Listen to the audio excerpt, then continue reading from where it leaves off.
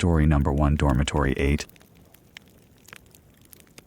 I arrived at the Clearwater Facility Dormitory Complex on the evening of November 12, 2023, to conduct the standard quarterly capacity audit required for all minimum security work camps under federal oversight.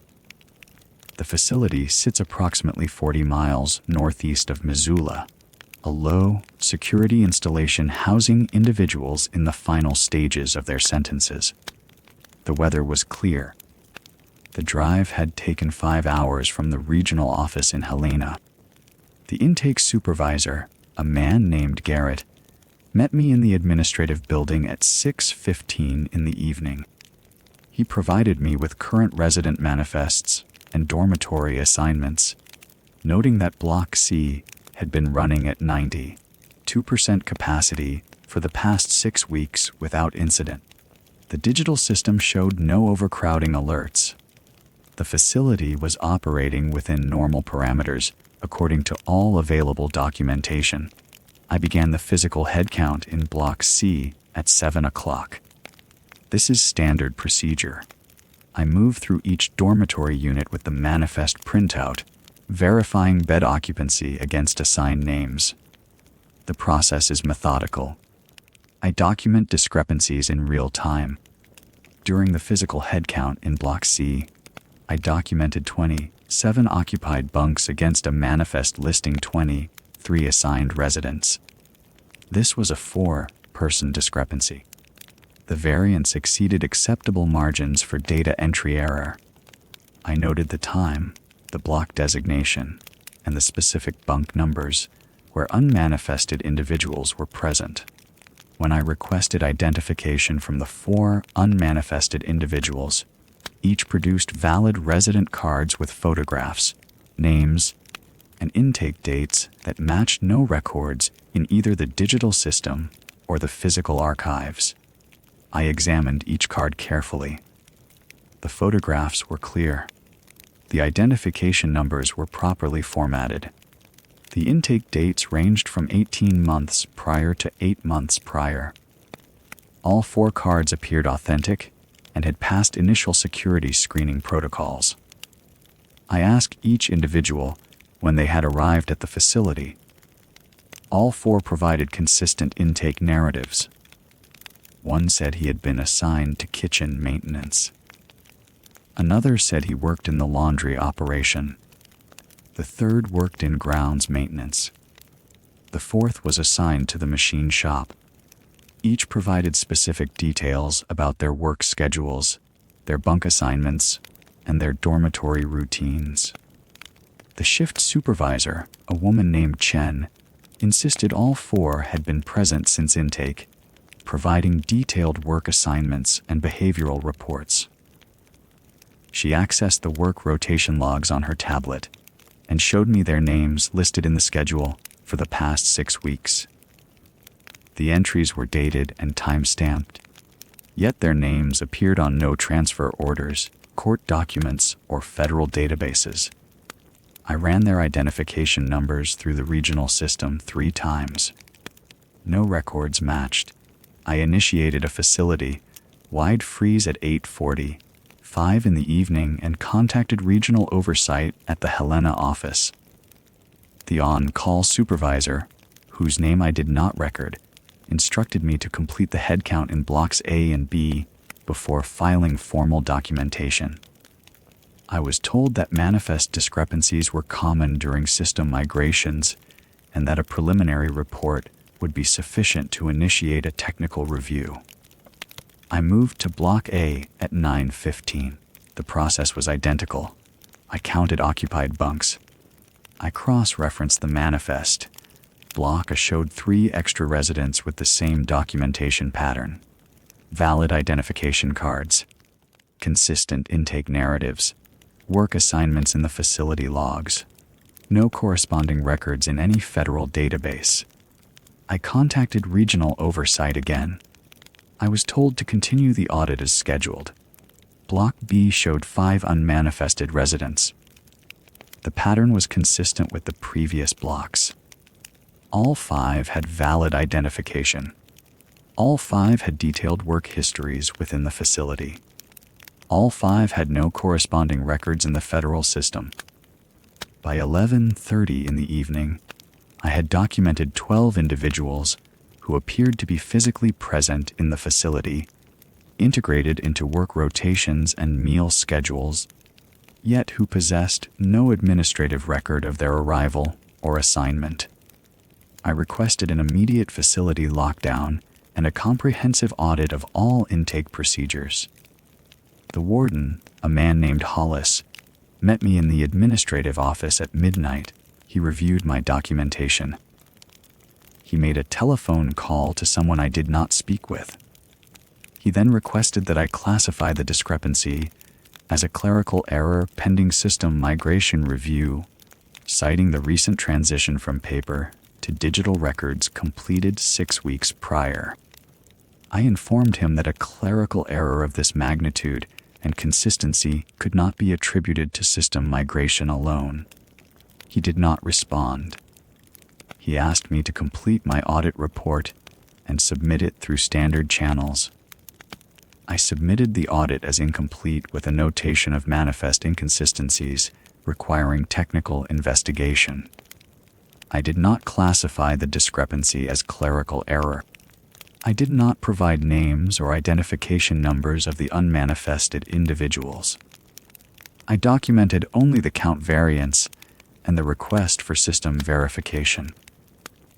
Regional Oversight received my report on November 13th at 9 o'clock in the morning.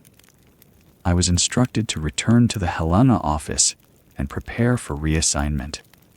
By November 28th, I was assigned to a different regional circuit covering facilities in Wyoming and Idaho. I did not return to Clearwater.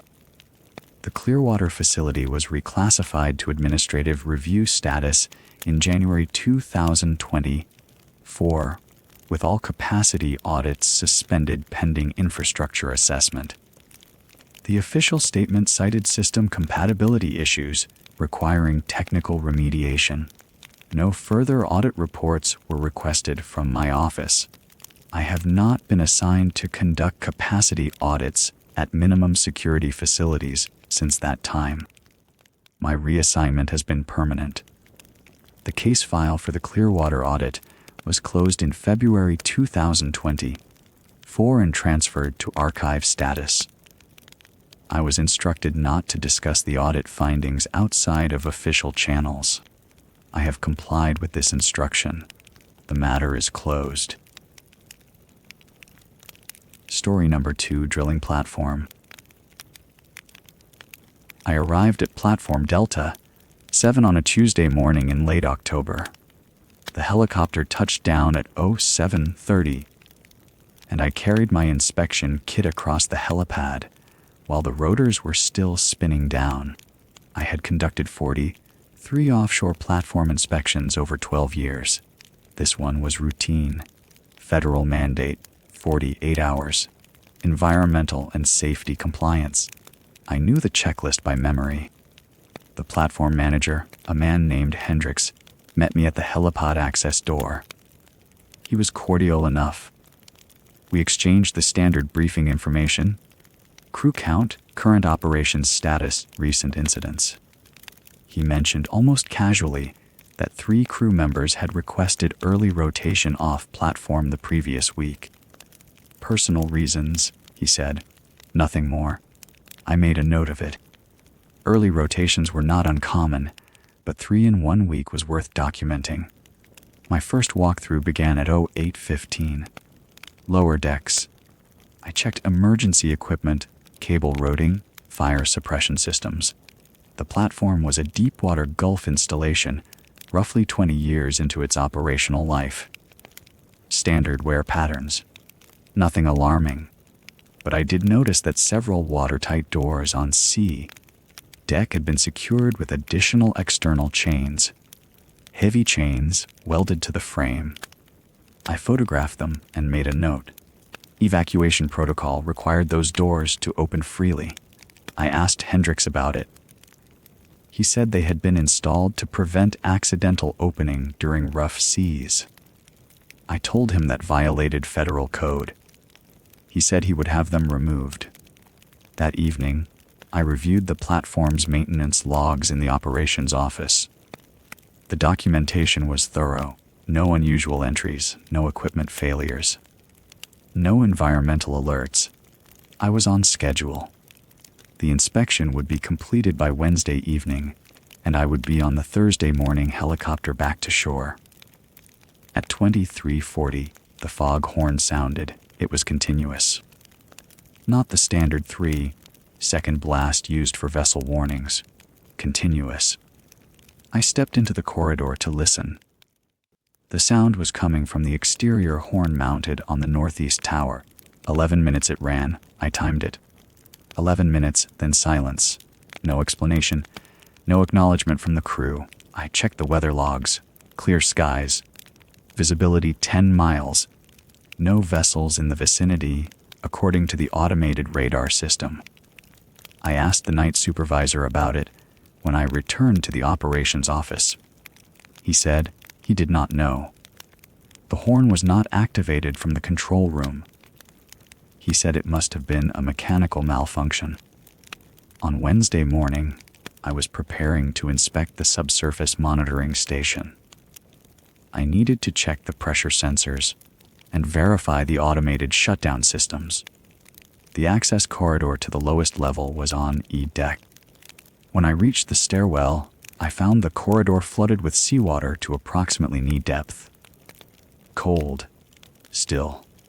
The water was not draining. I checked the hull integrity sensors immediately. All green. No breach. The bilge pumps were operational. I asked the maintenance crew why the water was there. They had no explanation. One of them said the water had been there since the previous morning. No one had reported it. No one had attempted to pump it out. I was standing at the edge of that water, looking at the readings, when I noticed that the entire night shift was assembled on the main deck above.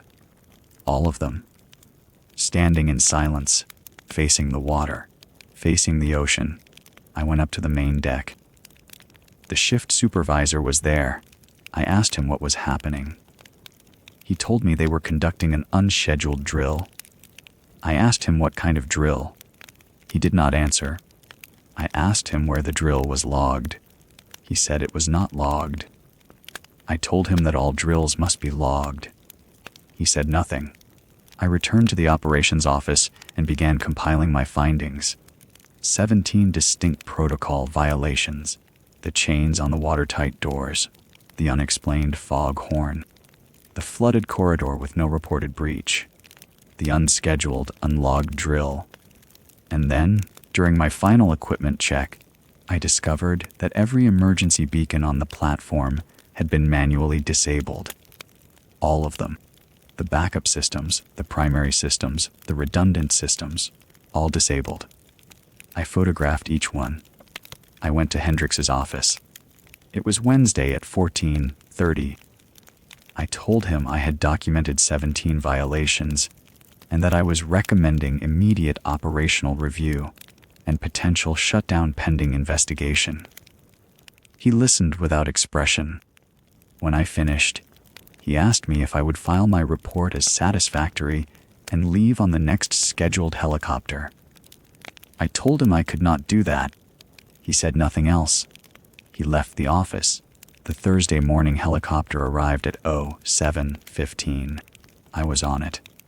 When I returned to the regional office in Houston, I began preparing my formal report. 17 violations, clear language, photographs, recommendations for immediate review. I submitted it on Friday morning. On Monday, I was called into the supervisor's office.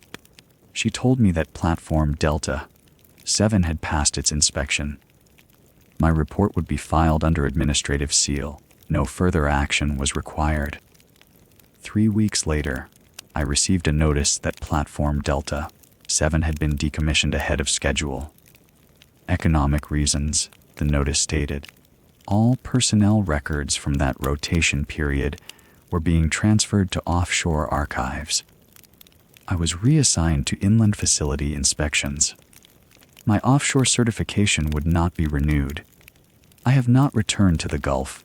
I have not received any communication regarding the platform or my report. The file is closed.